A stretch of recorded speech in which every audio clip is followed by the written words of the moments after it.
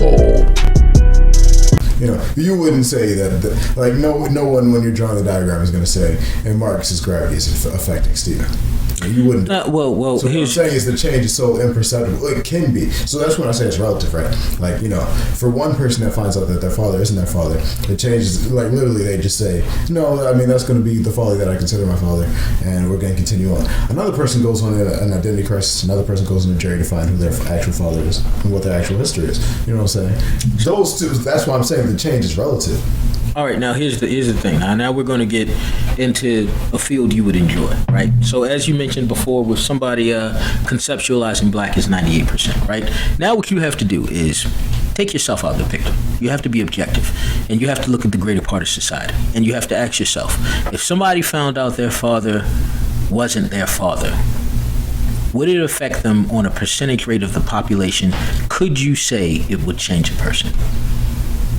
Now, you can say it's relative. Exactly. And I'm pretty sure me and you can both agree that our population is so low-willed that, yes, they're emotional. You can look at social media. I would say for the last generation. At the least. I mean, well, yeah, especially. See, with this generation, I mean, like, especially, like, most people these days, I mean, families are so... And that's the ones who got fathers. Right, that's what... You know what I mean? No, so what I'm saying is, like, families are so convoluted these days.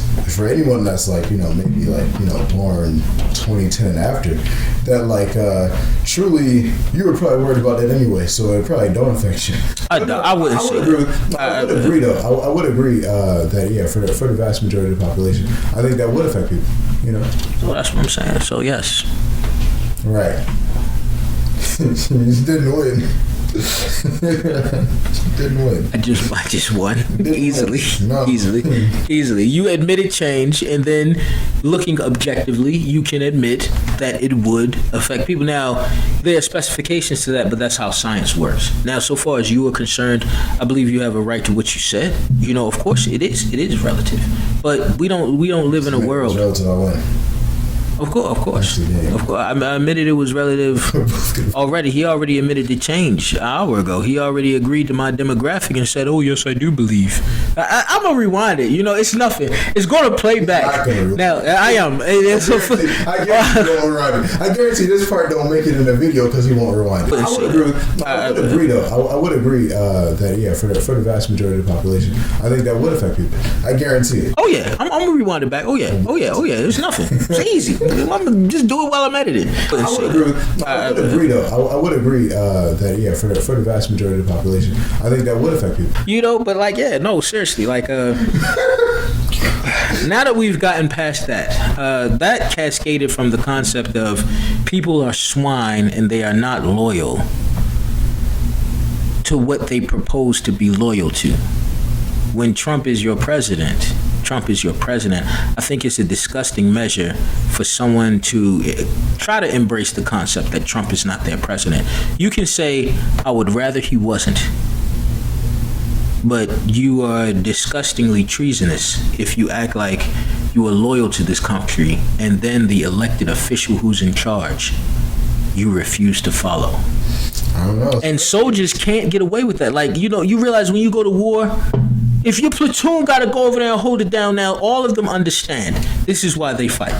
A soldier is quick to tell you, like if you ask them why they fight, they don't mention the president. They say, I'll fight for the person next to me. However, the president said storm Normandy. So you and the person fighting next to you is storming Normandy because you were told to by that higher power. You know what I mean? And so what it comes down to is if you choose to act like you're not loyal to this, but you storm the beach anyway, you stormed the beach with old boy. Don't act like you fighting for the person next to you.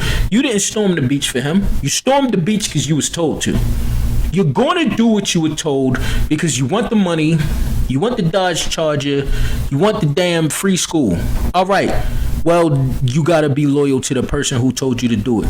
Walking around talking about that's not your president and then go put a bullet in somebody else for this person. But you didn't do it for them. You did it for the person next to you? No. That's not true. Because you went overseas. No. Like you just said, you did it for the Dodge Challenger. You did it for the cash. You know what I'm saying? So like No. But listen. But even speaking, Listen, right? listen. No, because you have a very strong sense of loyalty, right? Yeah. Oh yeah. Would you say that, like, you know, like there's always a person in the movie? Did I chop that person's head off for the Most High? Oh yeah. Right. But what I'm saying, no. But what I'm And that's a problem. Will come up. I'm gonna get to you to that. But I'm asking a different question. All right, go ahead. Like in the movie where someone is clearly not actually loyal to the person they're supposed to be loyal to, but only doing it for a monetary or whatever benefit.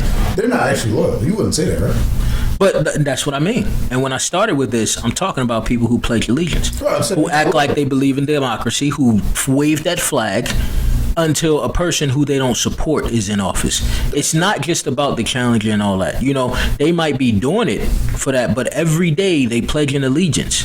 Yeah. You are swearing your oath to. Most people don't even think about that. It doesn't matter what you. That's even worse. But they do, because, like, for example, right? You know when you download a program and they got that long term of service, it's like 67 pages. Yeah. Like the Supreme Court just ruled a while ago.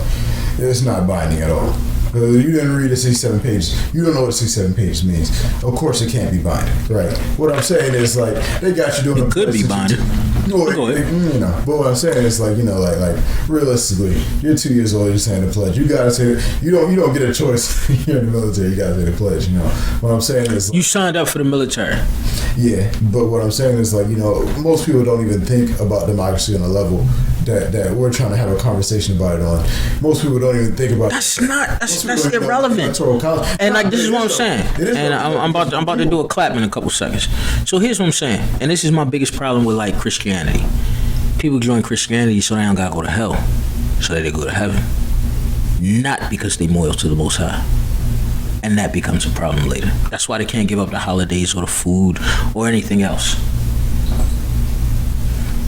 Let me get a 1, 2,